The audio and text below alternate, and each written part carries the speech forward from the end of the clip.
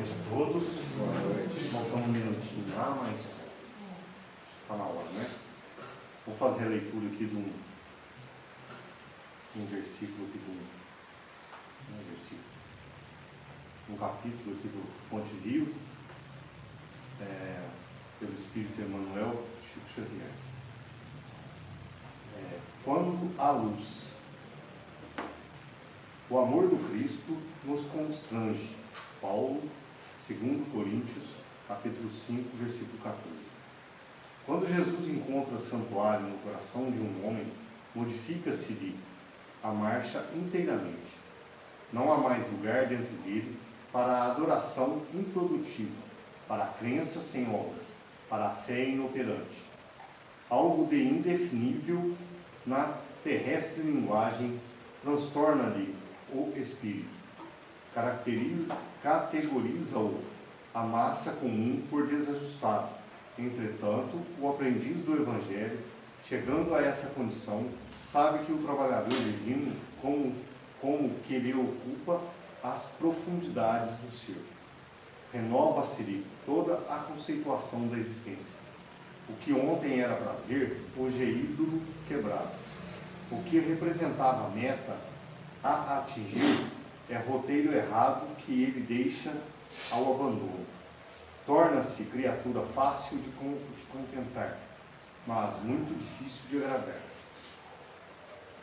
A voz do Mestre, persuasiva e doce, exorta-o a servir sem descanso. Converte-se-lhe a alma num estuário maravilhoso, em que os padecimentos vão ter buscando arrimo e por isso sofre a constante pressão das dores alheias. A própria vida física afigura-se-lhe um madeiro em que o Mestre se afinge. É-lhe o corpo a cruz viva em que o Senhor se agita crucificado.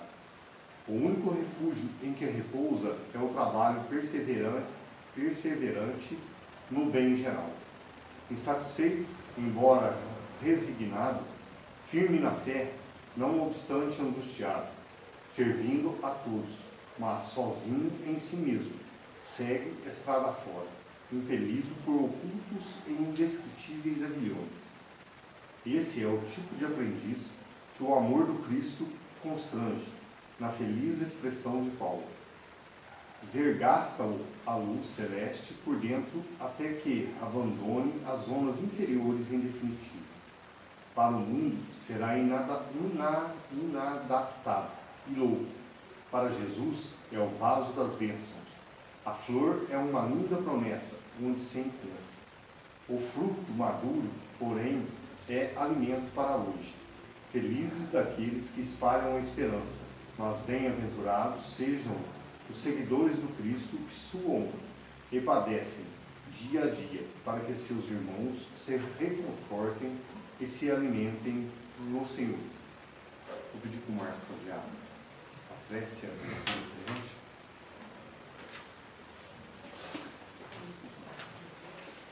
Boa noite a todos. Vamos fazer a nossa prece inicial. Vamos elevar os nossos pensamentos, os nossos corações a Deus, nosso Pai, Jesus, nosso Mestre, Irmão Maior, aos amigos espirituais que tanto nos auxiliam no nosso dia a dia, pedindo a eles força, sabedoria para todas as nossas famílias aqui presentes, para todas as outras que não puderam estar aqui e que gostariam, pedindo pelos nossos irmãos mais necessitados que nós, para aqueles que perambulam pelas ruas, para aqueles que se encontram nos hospitais, nas penitenciárias, aguardando por dias melhores, nos orfanatos, nos asilos, nos abrigos, nos hospitais psiquiátricos, em toda parte, quando houver necessidade da tua presença, como sabemos que em toda parte assim existe. Obrigado, Jesus, por essa oportunidade. Te agradecemos. Em seu nome, pedimos também pelos nossos irmãos, tanto encarnados como desencarnados, e que possamos estar por aberto os escudos da noite, dando muito graças a Deus. Hoje nós estamos recebendo nosso irmão Daniel Salomão, fundador da FEAB, Fundação Espírita Aurílio Braga Esteves, a tão conhecida casa nossa, né? Onde o Robson também trabalhador e muitos outros, vai falar para nós hoje o tema parábola do fariseu e do publicano. Até agora. Obrigado.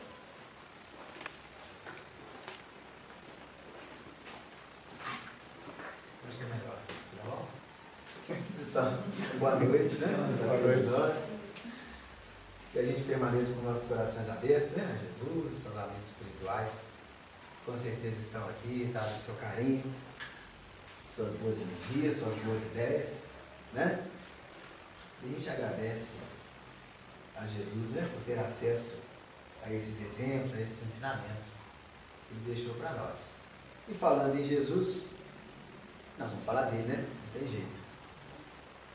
No final do Evangelho de Mateus, lá no capítulo 26, é narrado para nós um momento muito importante, muito conhecido, né, da vida física de Jesus aqui na Terra, e um dos momentos finais, né, dessa vida física inesquecível do Mestre.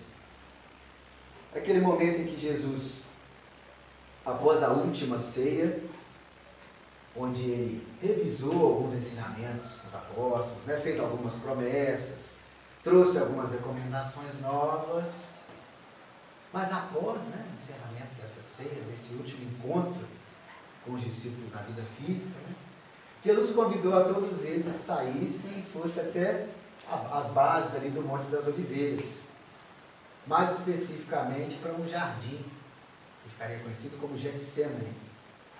E com os 12 ali no jardim, ele destacou 3 entre eles, Pedro, Tiago e João, e se afastou um pouco. Ele ia orar.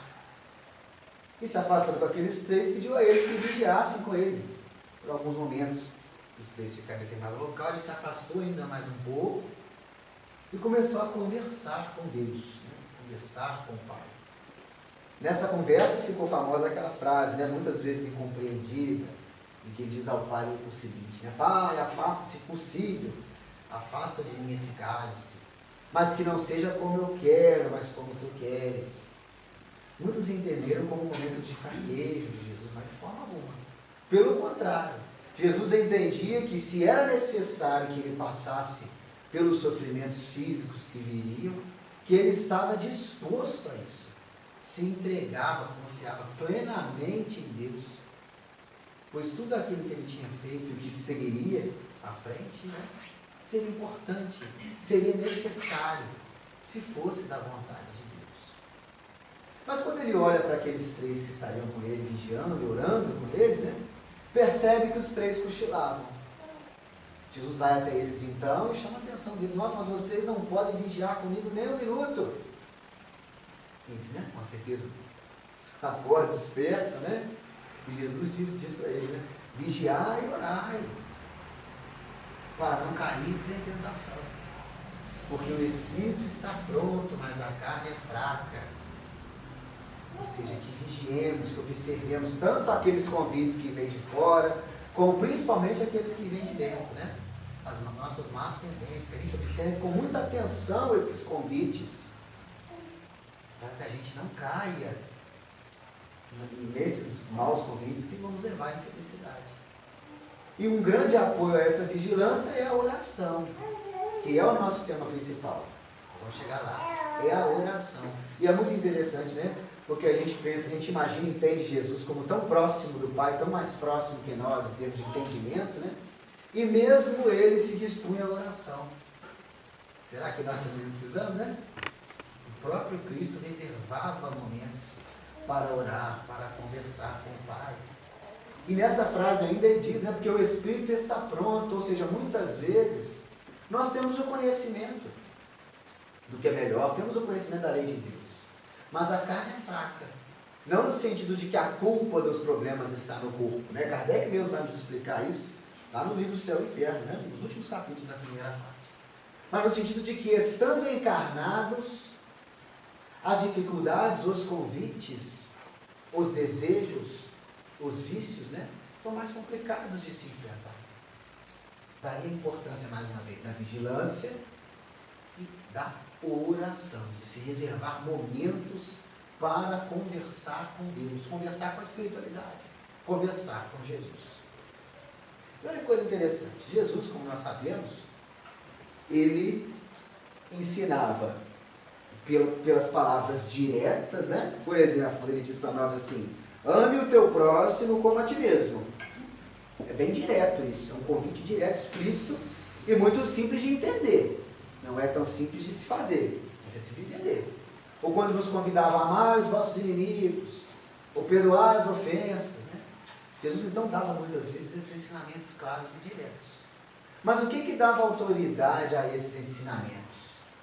O exemplo, a ação. Então, se Jesus, como nós já comentamos, se ele nos recomendava a oração, ele também orava.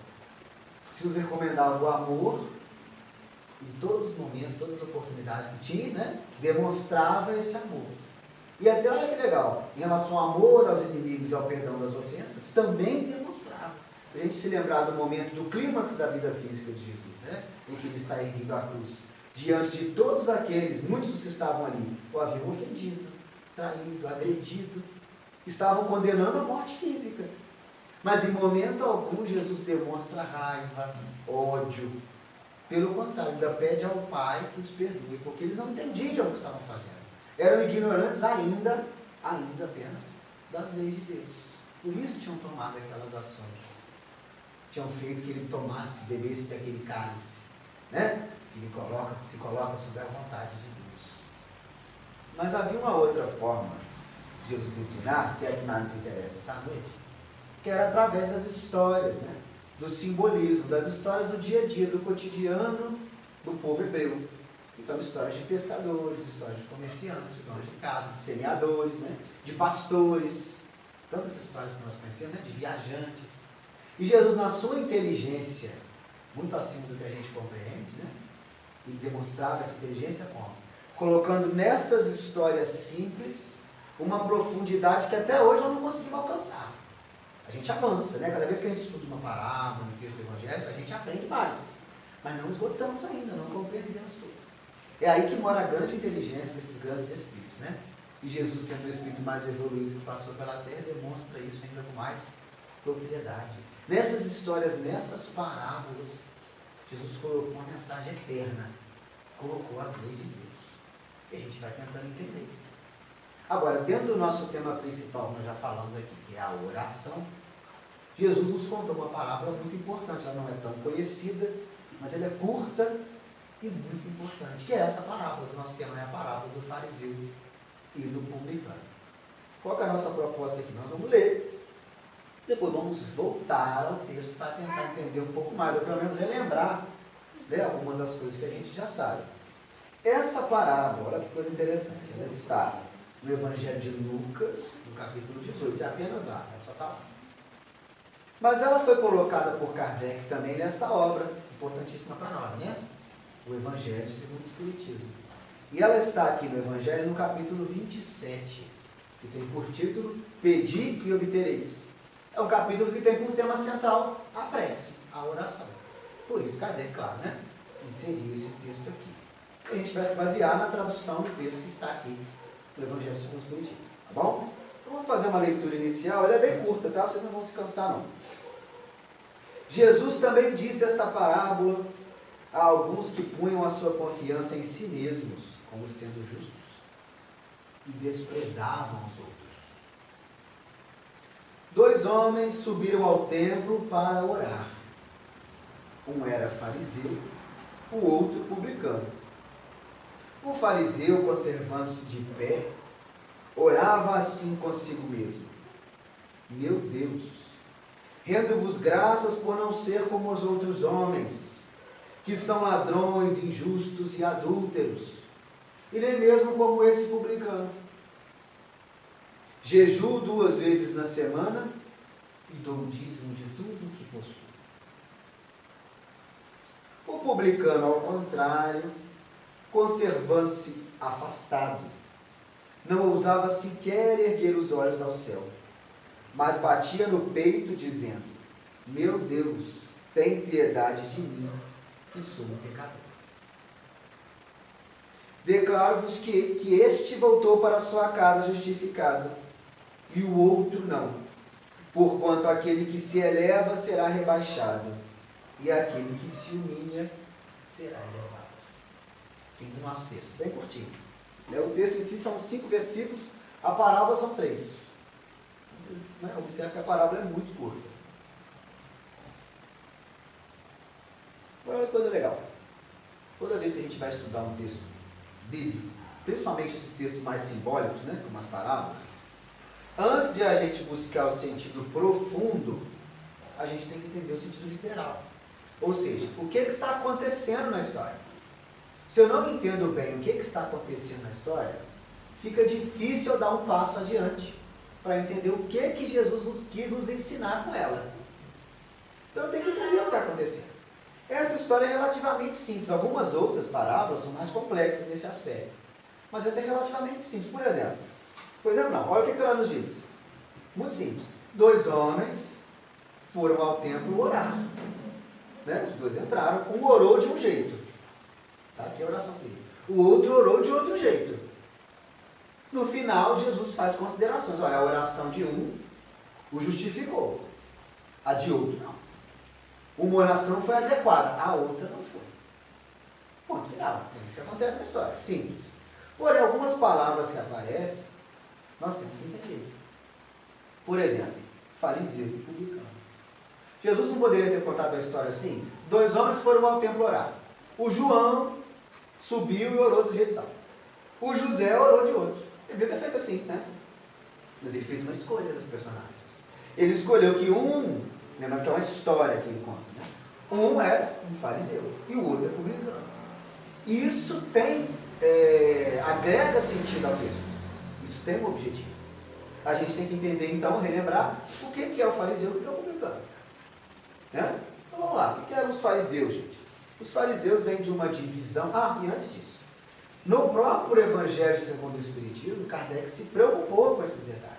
Então, lá na introdução, ele coloca uma explicação breve do que são essas palavras, inclusive essas que nós estamos comentando aqui, fariseu, publicano, entre outros, samaritano, né, outras que aparecem com mais frequência nos textos e que a gente às vezes não sabe o que é. Tá? Então vamos lá, vamos usar o que está aqui para Kardec e algumas coisas a mais em outras pesquisas que a gente fez. Tá? Então olha só que interessante, como que surgem os fariseus? Os fariseus nada mais são que uma divisão dentro da religião judaica. É mais ou menos, não é a mesma coisa, tá? Mas quando a gente olha o cristianismo hoje em dia. Então a gente fala assim, existem os cristãos. Sim, existem os católicos, né? Os evangélicos, que entre eles, inclusive, tem várias divisões, os espíritas, né? E outras, Testemunho de Jeová, Mormons, outros grupos que não se enquadram entre católicos e protestantes, como também os espíritas, né? Então a mesma coisa. Todos somos cristãos, mas não temos diferença de interpretação? Entre os fariseus e as demais seitas, como dos saduceus e dos essênios, havia diferenças também, tá? Talvez um pouco menores do que as diferenças que existem hoje entre os cristãos, pelo menos, tá? Mas havia diferenças de crença.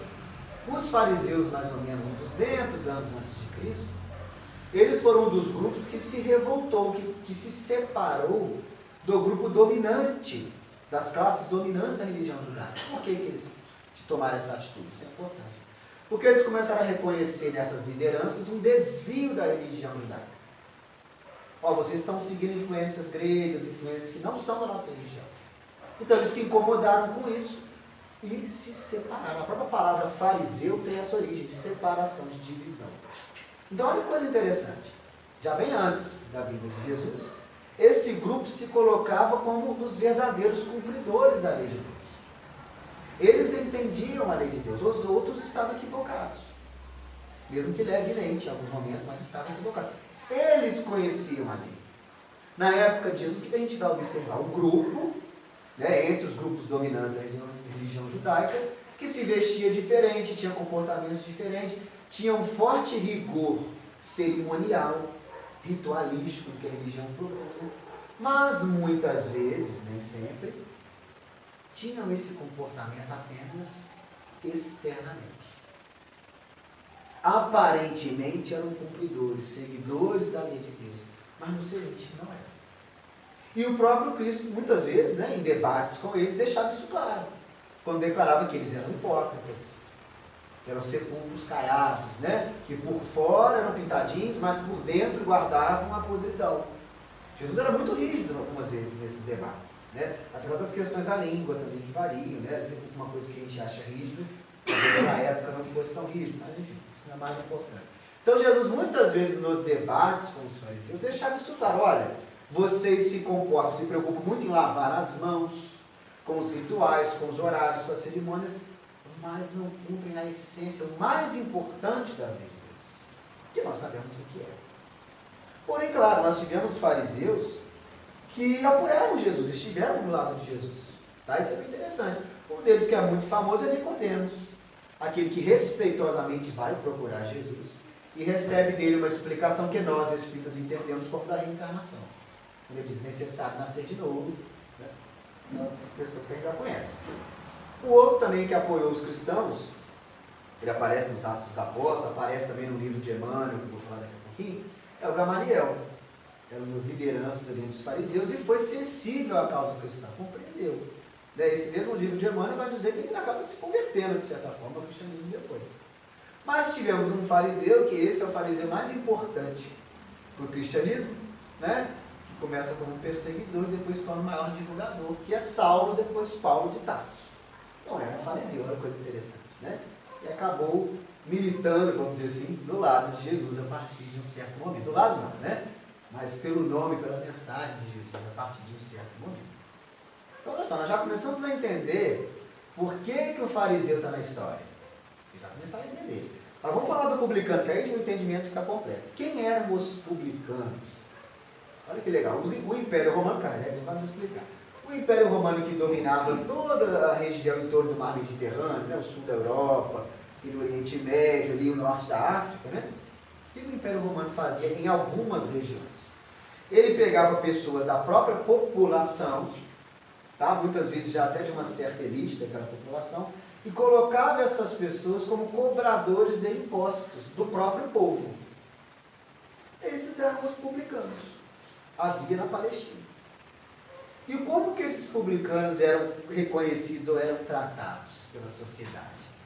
Eram considerados traidores, pessoas más, porque recolhiam o imposto do próprio povo para dar para a dominação romana. Só que eles, de certa forma, não tinham escolha. Dessa recolha de impostos, eles tiravam o seu sustento, que às vezes era até exagerado, havia corrupção, às vezes não. E claro, da maior parte do que eles adquiriam, passavam para a administração romana. Era a regra, era o povo dominante, era a administração daquela região. Mas os publicanos eram tidos como pessoas ruins. Agora fica claro que Jesus faz a escolha? Vocês vão se lembrar, Quem faz a prece que, segundo Jesus, não é adequada? O fariseu. Era o que conhecia as leis de Deus. Era o que se colocava como cumpridor da lei de Deus. E quem que faz a prece que é adequada aos olhos de Jesus? O publicano, que era mau. Ou seja, gente, o que ele já nos ensina com essa escolha? A aparência não é o que importa. O que importa é o cumprimento das leis de Deus intimamente, em essência, intimamente e sinceramente. Não importa o que pensam de nós, ou mesmo o que nós pensamos de nós, mas o que nós realmente somos, o que realmente cultivamos no nosso coração. Então isso que ele deixa claro. E para a prece, principalmente, prece é sentimento. Não dá para fingir. Tudo bem? Então vamos agora analisar as preces desses dois. Vamos aprender com os equívocos do fariseu e com os acertos do publicano. Aprender para as nossas vidas. Vou reler aqui então a postura e a prece do fariseu, para a gente começar. Olha só. O fariseu, conservando-se de pé, orava assim consigo mesmo: meu Deus, Rendo-vos graças por não ser como os outros homens, que são ladrões, injustos e adúlteros, e nem mesmo como esse publicano. Por quê? Por que eu sou bom? Jejuo 2 vezes na semana e dou o dízimo de tudo que possuo. Ponto final. Essa frase parece que... O que a postura inicial dele já nos diz? Olha como que ele se comporta, conservando-se de pé, e isso era a postura de oração do judeu mesmo. Tá? Tanto que o publicano também fica de pé. Orava assim consigo mesmo. Só a forma como ele vai fazer a prece, se colocando numa posição superior, já nos mostra que tipo de sentimento nessa prece. Arrogância, ou orgulho, ou vaidade. Já não fica claro para nós isso? Mas olha que interessante. Tem um pesquisador não espírita, e aí eu sugiro aqui para quem quiser se aprofundar, né? Ele estuda o cristianismo primitivo, as parábolas, um grande, muito respeitado.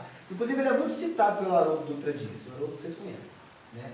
Esse autor se chama Kenneth Bailey, né? Não, é brasileiro. Ele tem um livro que a gente encontra em português que se chama As Parábolas de Lucas. Inclui essa. Então ele faz um estudo muito aprofundado. Inclusive a grande base do livro do Haroldo Dutra, aquele Parábolas de Jesus, Texto e Contexto, é esse livro do Kenneth Bailey. O Haroldo cita isso. Coloca isso lá como referência dele. E ele faz o estudo de traduções de línguas, é um grande conhecedor, né, do texto dele. E o que ele fala? Ele fala que há um equívoco de tradução. Que quando ele coloca assim, orava consigo mesmo, que isso dá a entender o quê? Que ele orava em pensamento, não é verdade? Esse pesquisador disse para nós que, na verdade, ele orava sozinho. É claro que eu não vou entrar nessa questão aqui, né, não é o nosso foco, mas a forma como foi traduzido, e Kardec não tem culpa nenhuma, tá? Porque ele usou a tradução que ele tinha na França na época, só tinha uma. Tá? A tradução mais correta seria ele orou sozinho, em destaque. Por que eu estou pontuando isso? Porque é muito provável também que ele sozinho, em destaque, em relação aos outros, tenha feito essa prece em voz alta. Porque também era costume entre eles, principalmente essas lideranças religiosas. Olha que coisa interessante. O orgulho e a arrogância ficam ainda mais exagerados. Imagina o que ele falou, tudo que ele falou aqui, ele tendo falado isso em voz alta. E até uma coisa que reforça essa ideia de que ele fez em voz alta, né? E ainda deixa claro o orgulho dele e mostra qual é a recomendação de Jesus, é uma outra passagem que Kardec também selecionou aqui para o Evangelho, nesse capítulo 27, e que está lá em Mateus, no Sermão do Monte, no capítulo 6. Vou ler um trechinho dela, olha que interessante. Quando orardes, não vos assemelheis aos hipócritas, que afetadamente oram de pé nas sinagogas e nos cantos das ruas para serem vistos pelos homens. Afetadamente. Né? Oram em voz alta, demonstram o que estão pensando, o que estão falando. Né? Digo-vos em verdade que eles já receberam sua recompensa. E para nós é muito claro, qual era a recompensa que eles queriam? Destaque. Destaque, pessoal. Se colocar, olha, eu cumpro a lei de Deus, olha aqui. Olha a minha prece, olha minhas roupas, olha, eu sou fariseu, eu sou doutor da lei. Agora, olha o que Jesus nos recomenda, então. O que é melhor? Quando quiserdes orar, entrai para o vosso quarto e fechai a porta. Orai a vosso Pai em secreto. E vosso Pai, que vê o que se passa em secreto, vos dará a recompensa. O que ele fala para nós aqui? Ele não está falando de um quarto físico, né? E que eu entro na minha casa e fecho a porta. Não é isso. É simbólico. O que é entrar para o seu quarto e fechar a porta? Olhar para você mesmo, para a sua intimidade, a conversa na oração entre você e o Pai, entre você e a espiritualidade. É algo íntimo, em secreto, que não tem que ser mostrado, revelado. Né? A recompensa não é a glória, não é o destaque. Não é esse o objetivo da oração. Olha que interessante isso. Né? É claro que eu posso fechar a porta do meu quarto também, mas o local não importa. O importante é você fechar a porta para a sua intimidade. E não fazer o que ele vai fazer agora aqui. É o segundo ponto que a gente destaca na oração dele. Ele começa, olha que interessante, na conversa com Deus, a pensar e a emitir pensamentos negativos a outras pessoas que vêm à cabeça dele. Quando ele dá graças a Deus por não ser como os outros, que são ladrões, injustos e adúlteros. E cada palavra que ele pensava, ladrão, ele imaginava na cabeça dele aqueles que ele considerava como ladrões, ou como injustos, ou como adúlteros. O que ele fazia nesse exato momento? Ele julgava as pessoas, contrariando um outro ensinamento, né? Jesus vai nos trazer. Não julgueis para não serem julgados. Quando ele pensava ladrões, injustos, adúlteros, ele julgava, ele condenava todos aqueles. E é interessante, uma outra microparábola que Jesus nos conta, né? A parábola do cisco da trave. Né? Quando ele nos diz que nós, muitas vezes, eu daqui da frente consigo enxergar um cisco no olho daquele que está sentado na última cadeira. Aqui, dessa distância. Mas sou incapaz de enxergar a trave que está no meu próprio olho. Muitas vezes, né, com muita facilidade, apontamos o erro do outro, ladrão, injusto, é isso e aquilo, incapazes de olhar, de observar os nossos próprios equívocos. Agora, tem uma coisa interessante nisso, que às vezes nos gera dúvida. E graças a Deus foi perguntado a Emmanuel, um livro que se chama O Consolador, psicografado pelo Chico Xavier. É a questão 63. É um livro muito interessante. Olha a pergunta que é feita a Emmanuel. Diante da recomendação do não julgueis, como discernir o certo do errado, o bem do mal? Não sei se vocês entenderam a questão. Olha que interessante. Jesus nos fala para não julgar, não é verdade? Como então que eu vou aprender, que eu vou discernir o que é certo e o que é errado, se quando eu olho para o equívoco, olho para o acerto, não posso julgar? E aí Emmanuel dá uma resposta fantástica. Vai para nós o seguinte: existe uma grande diferença entre julgar e discernir. Há uma diferença. Por exemplo, quando eu saí do Jerônimo aqui, imagina que eu olho no outro lado da rua, dois homens conversando, um agredindo o outro verbalmente. Está se ofendendo o outro. Eu olho aquela cena, escuto as ofensas, e o meu discernimento vai me dizer o quê? Aquela atitude é saudável? Não é. Isso meu discernimento vai dizer. Porque se eu não tiver discernimento, eu não aprendo, eu não cresço. E nós que somos cristãos espíritas, né? Nós já aprendemos, já entendemos, de acordo com a orientação cristã, o que é o adequado, o que não é. O que nos traz felicidade e o que não nos traz. Então eu olho para aquela atitude e eu vou discernir. Esta atitude é equivocada. Isso está correto, isso é saudável. Onde que entra o julgar? O julgar entra quando eu começo a fazer ou a tirar conclusões daquele ato em relação ao envolvido. Ah, ele está ofendendo porque ele é isso. Porque ele veio de tal bairro. Porque ele é aquilo, porque ele está se vestindo, olha lá, olha a roupa dele. Olha como que ele é. Ou quando eu começo a condená-lo. Ah, ele está ofendendo. Ele vai acontecer. Vai acontecer. Isso é um julgar. E é isso que nós não somos convidados a fazer. Então, uma coisa é identificar o ladrão. É identificar a injustiça. Identificar o adultério. A outra coisa é condenar, é emitir pensamentos negativos, é ter raiva, é odiar, é combater aquele que comete esses equívocos, como nós também cometemos. E é isso que eu deveria evitar. Né? Aquela outra passagem também muito famosa em relação ao julgamento, né, de Jesus, que é a passagem da mulher adúltera, ou melhor, a mulher acusada de adultério, né, que é arrastada à frente de Jesus, jogada à frente de Jesus. Olha, mestre, foi pego em adultério, a lei de Moisés a condena ao apedrejamento. E é verdade isso, está lá no Antigo Testamento.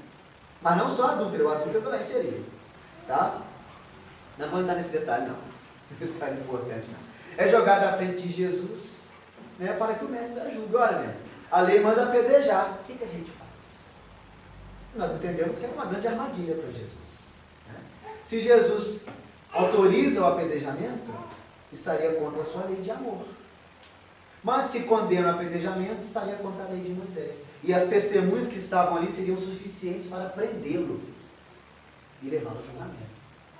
E o que Jesus faz diante da sua autoridade moral? Né? Convida a todos aqueles que não tiverem equívocos, não tiverem pecados, que iniciem a tarefa, né?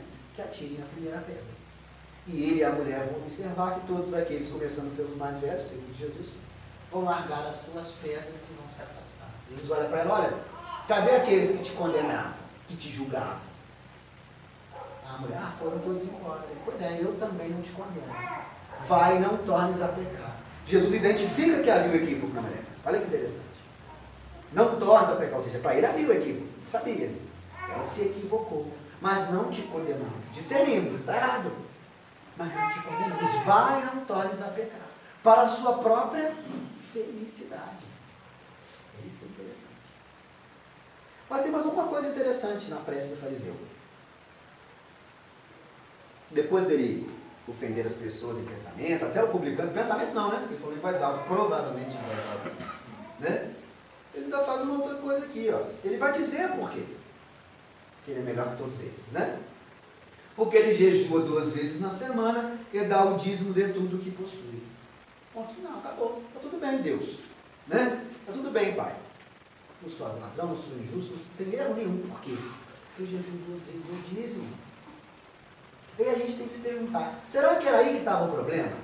Será que é por isso que Jesus disse que essa prece não justificava? Será que é porque ele fazia o jejum e dava o dízimo? Vocês acham que é por causa disso? Não. O problema está na intenção de se fazer o jejum e dar o dízimo. A intenção dele é uma troca com a divindade. Pai, eu te dou isso, eu dou o dízimo, porque o dízimo é para Deus. Né? Dou o dízimo, faço o jejum, logo eu sou bom. A intenção dele era usar isso como moeda de troca. E isso é equivocado. É aí que está o problema. Porque olha só, gente, se eu faço o jejum do alimento, mas também me disponho naquele momento que eu estou de jejum, né?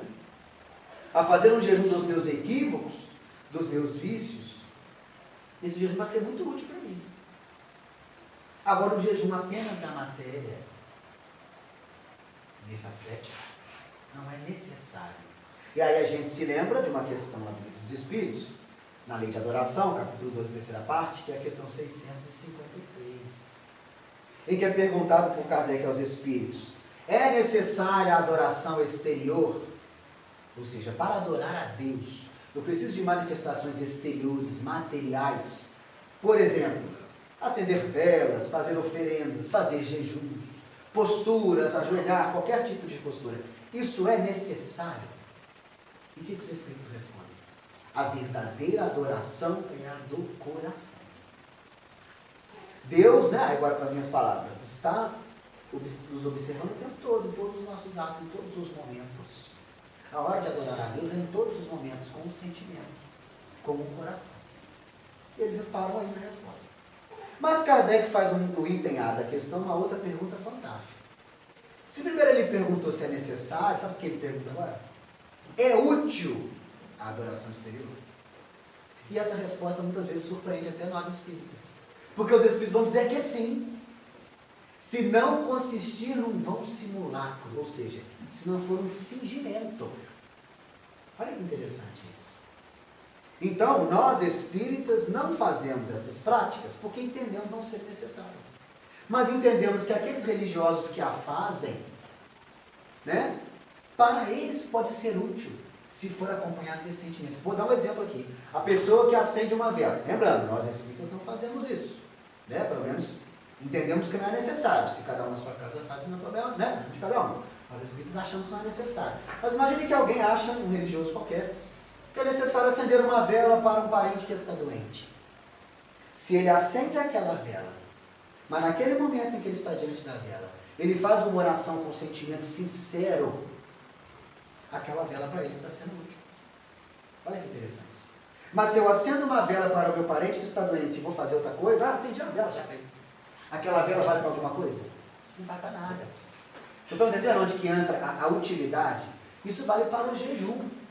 Se aquela pessoa usa o jejum também como um jejum moral, e não apenas de alimentos, aquele jejum para ela é útil. Mas se simplesmente eu continuo pensando as mesmas coisas, fazendo as mesmas coisas equivocadas em jejum, não há valor nenhum. O mesmo vale para o dízimo. Há algum problema em dar o dízimo, em oferecer um dinheiro, vamos trazer para os dias de hoje, para a igreja, ou para o centro espírita, para a religião que seja? Há algum crime nisso? De forma alguma. Pelo contrário, gente. Pelo contrário. Nós que frequentamos aqui o Jerônimo, por exemplo, eu sou tesoureiro do meu centro, eu sei como é que é difícil. Nós olhando para essa luz aqui, não são os espíritos que pagam. Né? Alguém paga. Então é importante que todos nós frequentadores desses centros espíritas sempre nos questionemos, será que eu posso contribuir de alguma forma, financeiramente mesmo, tá? Se eu não posso, tudo bem, não é dízimo, nada disso, né? É algo que cada um tem que olhar para si. Mas não há problema nisso. Agora, quando há expectativa de troca com Deus, aí que está o problema. E olha que interessante, muita gente fala isso, logo as pessoas pensam, é uma crítica aos evangelhos. Não, de forma alguma. É um convite à autoanálise a todos nós. Quer ver como é que as coisas não são só com dinheiro? Vou dar um exemplo para vocês. Imagina que a gente vem aqui toda quinta no Jerônimo. Toda quinta tem no Jerônimo. Aí de repente vem um problema de saúde para mim. Aí eu na minha oração, né, eu vou falar, poxa, mas toda quinta eu estou no Jerônimo, não é possível. Qual está sendo o meu raciocínio de vir no Jerônimo? Isso mesmo. Estão entendendo? Pai, eu vou no centro espírita toda quinta, por que eu estou passando por isso? É o entendimento de troca. Quando na verdade o que Jesus nos ensina? Fazer o bem não é para ter um favor de Deus ou de Jesus ou da espiritualidade. Somos convidados a fazer o bem porque nos faz bem, porque nos faz felizes. E também de troca, não é uma coisa boa, faz felizes aqueles que estão ao nosso redor. Então procurar o centro espírita, fazer um trabalho de caridade qualquer no nosso lar, no centro, na rua, no trabalho, em qualquer local. Né? Se fazemos isso com expectativa de troca, não estamos fazendo da forma como Jesus nos ensinou. Somos convidados a fazer o bem pelo bem da sociedade, pelo bem de nós mesmos, pela nossa própria felicidade. Então olha que coisa interessante, o problema não está no jejum, o problema não está no dízimo, mas na atitude interior. É aí que mora o problema. Por isso ele não é justificado. Tudo bem? Vamos analisar o publicano agora? Vamos aprender com ele? O publicano é riquíssima. E já uma coisa nos surpreende. Vocês observaram o tamanho da prece? Meio versículo. Jesus falou que está bom, não sou eu. Né? Mais uma vez. Não importa a multiplicidade das palavras, mas o sentimento sincero que eu carrego na prece. É isso que é o mais importante. Deus e a espiritualidade não percebem palavras, percebem pensamentos, percebem sentimentos. É isso que nos importa. Mas vamos lá, olha a postura dele aqui. O publicano, ao contrário, o fariseu, conservando-se afastado, não ousava sequer erguer os olhos ao céu, mas batia no peito dizendo, meu Deus, tem piedade de mim, que sou um pecador. Acabou, é isso aí. Mas vamos para a postura dele, olha que interessante. Ao contrário do fariseu que se colocou em destaque e possivelmente orou em voz alta, lembrando que isso não é uma certeza, tá? É uma possibilidade, uma hipótese, que o texto aqui não nos diz isso. O que o publicano faz? Ele fica afastado. Havia outras pessoas no templo, tá, gente? Isso é muito importante também. O templo era grande e o dia todo as pessoas iam lá fazer suas orações. Então não estava só o autor, não. Tá? Ele fica afastado. Não para se destacar, mas para nem ser visto. Não estava procurando ali o que o fariseu procurava. Não estava procurando ali evidência. Destaque, não procurava isso. E tem um detalhe interessante. O texto vai nos dizer que ele sequer ousava erguer os olhos ao céu. E aí uma interpretação interessante, possível interpretação. Você já viu quando a gente comete um equívoco com alguém e vai pedir desculpa? Como que é complicado a gente olhar nos olhos da pessoa? A gente vai conversar com a pessoa, né? Dá aquela olhadinha assim, olha só, queria te pedir desculpa, porque a gente fica assim balançando a cabeça. Né? Não é aqueles cachorrinhos de carro, de taxista, que você poderia balançando a cabeça. A gente fica assim. Nós, e também os judeus daquela época, sabemos que Deus está em toda parte. Né? Mas simbolicamente, até hoje, para algumas religiões, tem um local em que Deus está mais, né? No céu. Então olha que coisa interessante, simbolicamente. Ele não olhava para o céu porque ele se sentia incomodado com os equívocos dele. Ele estava incomodado com sinceridade. E ele ainda demonstra essa ênfase quando batia no peito. Esse mesmo autor que ele vai mostrar para nós, que não era comum, principalmente para homens, ter esse tipo de demonstração, performance assim. Então era mais sóbrio, né? Normalmente eles oravam assim, ó, com a mão no peito em pé. Era assim que eles oravam. Tá? Então não era comum. Isso quando acontecia, porque realmente ele demonstrava ali realmente uma angústia, uma sinceridade extrema naquela conversa com o pai. Então batia no peito. Né? Quem de nós tem um conhecimento às vezes do Antigo Testamento vai se lembrar que muitas vezes os profetas, ou as pessoas, em momentos de tragédia, né, eles tinham algumas ações assim, batia no peito, rasgava a roupa, pegava a terra, jogava na cabeça. A gente quando lê acha que não é verdade, mas era. Eles tinham esses costumes, né? Mas na época de Jesus, na oração, eles eram mais sóbrios, não havia esse tipo de performance. Então realmente o publicano estava incomodado. E ele vai dizer para Deus: meu Deus, tem de piedade de mim, me perdoa, tem misericórdia de mim, porque sou um pecador. E a nossa análise começa pelo final da curtíssima prece dele.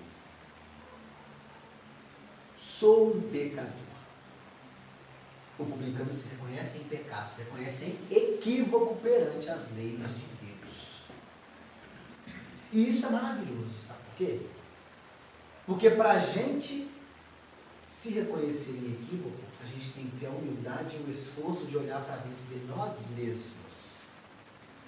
E é uma palavrinha que o movimento espírita popularizou. Né? Hoje em dia ela é na psicologia em geral muito famosa, às vezes com outros sinônimos, né? Que é o autoconhecimento.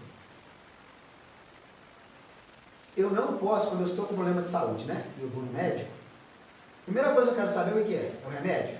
Não. O que eu tenho? Porque se eu não sei o que eu tenho, eu não sei qual é a medicação. Da mesma forma em relação aos nossos conflitos morais. O publicano, em algum momento, fez um trabalho de autoconhecimento. Olhou para dentro dele mesmo e percebeu: opa, estou equivocado. Olha que interessante. Ele faz esse trabalho que exige humildade e esforço e dedicação. Em relação ao autoconhecimento, há uma questão muito importante do Livro dos Espíritos. Ela é muito famosa, que é a 919. E Kardec pergunta aos Espíritos: qual o meio mais eficaz que tem o homem de vencer as suas más tendências? E aí a resposta que vai ser assinada pelo Espírito Santo Agostinho nos diz o seguinte: um filósofo da antiguidade, um sábio da antiguidade já vos disse: conhece-te a ti mesmo. É o autoconhecimento. E no item A dessa questão, que Kardec faz uma pergunta fantástica também, né? Para nos explicar com detalhes. Porque Kardec pergunta assim, em resumo com as minhas palavras, né? Tudo bem, Santo Agostinho. Tá. Agora, como que faz isso? Né? Autoconhecimento. Tá, mas como que eu... Né? Kardec pergunta isso para ele. Como é que faz? E aí ele vai dizer para nós: olha, obviamente eu vou resumir aqui, é uma questão de 2 páginas assim, de Espírito, ela é curta, né? Vale a pena ler e reler, tá? O Santo Agostinho, em resumo, vai dizer para nós o seguinte: olha, façam o que eu fazia quando estava encarnado. No final do dia, reserve um momento para revisar o seu dia. Olhe em que momentos você se equivocou, em que momentos você foi grosso com o seu familiar, você foi responsável no trabalho, você foi responsável pela sua própria saúde, você agiu contra as leis de Deus em algum momento. Observe este momento e se comprometa no dia seguinte a agir de forma melhor. Se de manhã eu acordo mal-humorado e faço grosseria com a minha esposa, não falo nem um bom dia, eu vou dizer o seguinte: amanhã eu vou melhorar. Aí no outro dia eu não falei nada, fiquei em silêncio. Tá ruim ainda, né? Mas já melhorei. Aí daqui a uns 5 dias eu estou falando bom dia. Bravo, tem bom dia, bravo? Bom dia. Mas já melhorei. Né? Estou vendo o exemplo? Então é que esse compromisso, daqui a pouco você está acordando feliz. Né? Não sei quando é muito cedo, né? Antes das 6 da manhã não tem como, né? Brincadeira. Mas esse esforço, eu até brinco. Tem uma outra vez que eu brinquei, que eu até falei dessa questão no outro momento, mas é uma brincadeira, mas é uma coisa séria. Toda vez que eu toco nesse assunto, falo desse assunto em palestra, estudo uma coisa, eu volto a fazer a prática, né? Então eu fico uns 3 dias fazendo, depois eu esqueço. Não faço mais. Né? Aí eu convido sempre o pessoal, né? Convido a vocês a bater o meu recorde. Então vamos fazer essa recomendação do Santo Agostinho mais de 3 dias. Porque eu tenho uma convicção, gente, eu não cumpro, mas eu tenho uma convicção, que se alguém fizer 1 mês esse negócio, a diferença vai ser tão grande que a gente não vai parar de fazer mais. Fique bom, mas leia a questão, porque ele desenvolve, aí é legal que o Santo Agostinho começa a fazer perguntas e responder. Mas como que faça isso? É muito legal a questão, depois vocês têm uma lida lá. Então olha que interessante, publicando dá esse primeiro passo. E ele provavelmente lidou com uma coisa que também é natural nas nossas vidas. Sabe o que é essa coisa?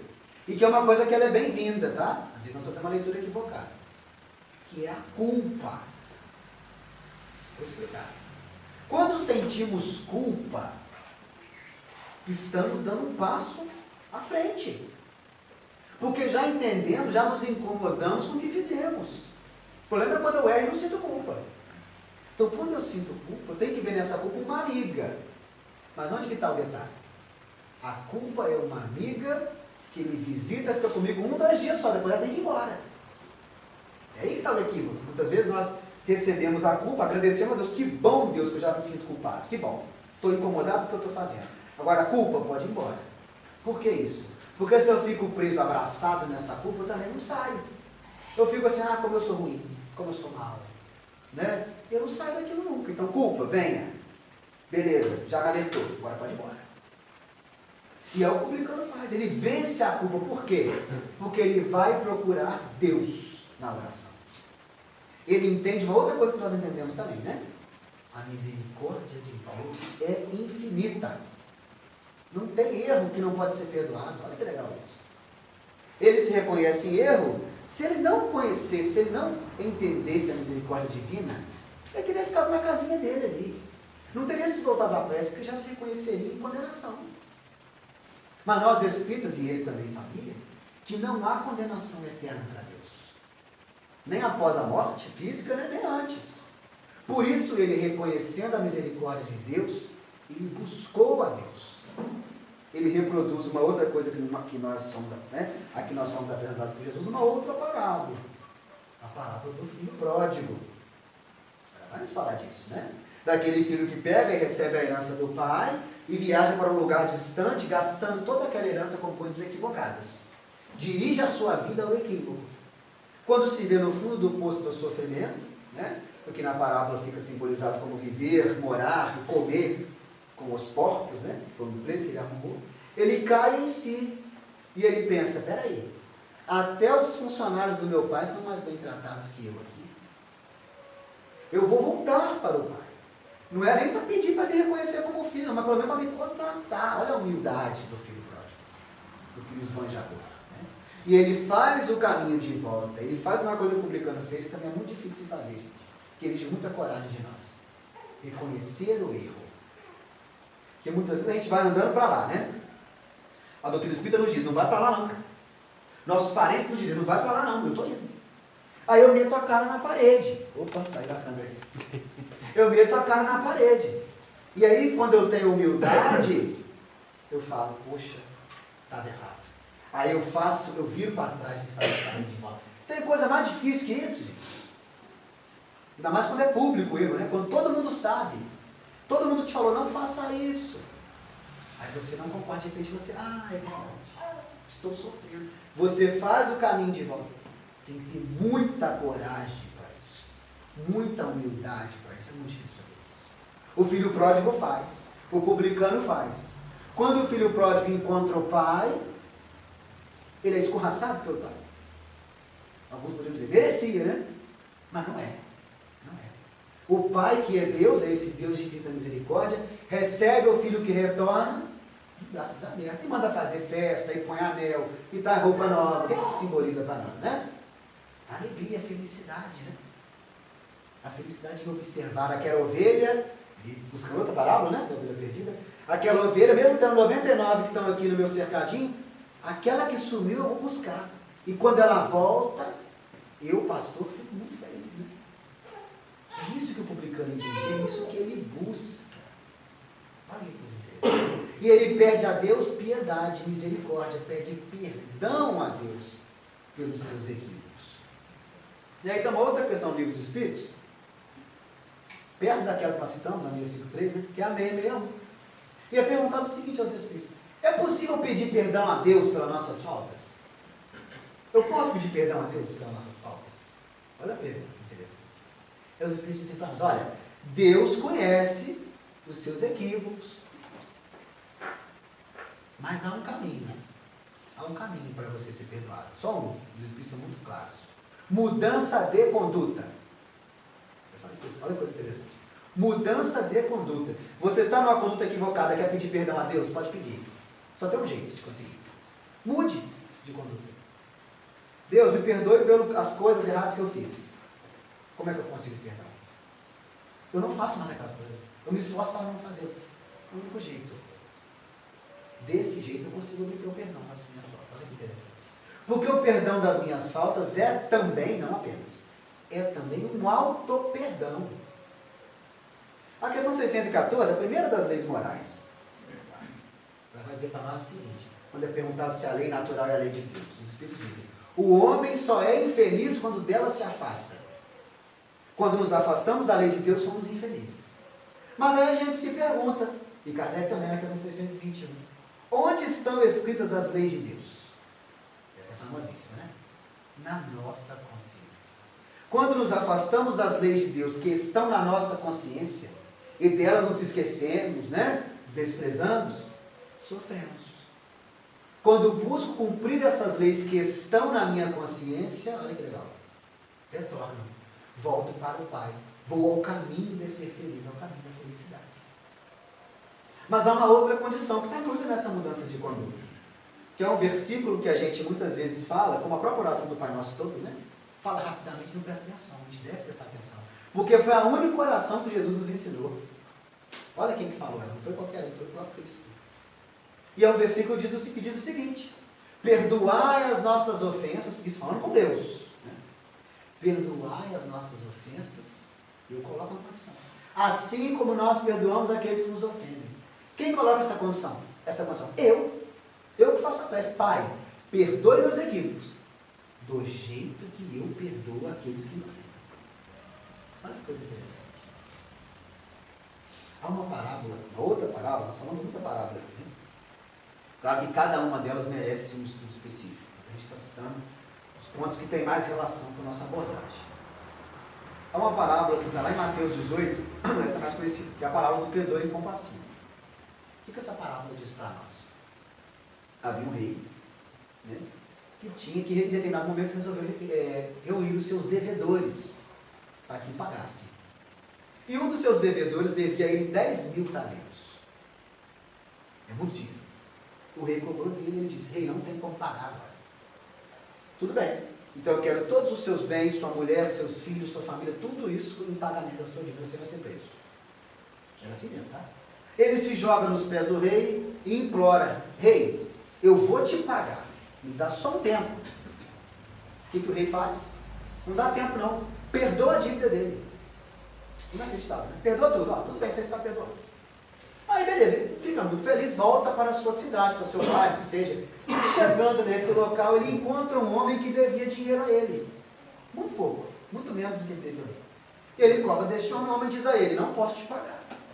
Ele, tudo bem, então eu vou te prender, quero suas coisas, tudo, né? Para me dar dívida. Ele, não, pelo amor de Deus, me dá uma chance, me dá um tempo que eu vou te pagar. Vocês lembram desse discurso, né? Alguém tinha feito parecido aí. Eu vou te pagar. O que ele faz? Não vou te perdoar, não vou te dar tempo nenhum. Quero meu dinheiro. Ele ordena a prisão dele lá. Só que algumas pessoas que moravam ali, vizinhos, observaram aquela cena, ficaram incomodados e fizeram uma denúncia, uma delação não premiada ao rei. Contaram para o rei o que aconteceu. O rei então desperdoou, entre aspas, né? Aquele rapaz, né? Aquele senhor, e o condenou à prisão. E ele, obviamente, ficou muito triste com isso, né? Parábola forte, né? Como muitas das palavras das frases de Jesus, forte, tocante, né? Aí a gente se pergunta, isso tem tudo a ver com aquele versículo. Quem são esses vizinhos? Ou melhor, onde moram esses vizinhos que nos entregam ao rei? Onde eles moram? Na nossa consciência. Quando não somos capazes de perdoar, não enxergamos o perdão que o Pai nos oferece a todo momento. A chance, a herança, a riqueza que nós recebemos a todo momento de recomeçar, de reconstruir, de se modificar. Tanto em relação à reencarnação, como na própria reencarnação. Da mesma forma, quando não amamos, não conseguimos enxergar o amor que recebemos de Deus e da espiritualidade o tempo todo. Isso é uma questão de visão. Uma visão que nós adquirimos quando modificamos a nossa conduta. Lembra da questão 661? Quando modificamos nossa conduta, nos abrimos a enxergar esse perdão que o publicano enxergou quando foi conversar com o Pai.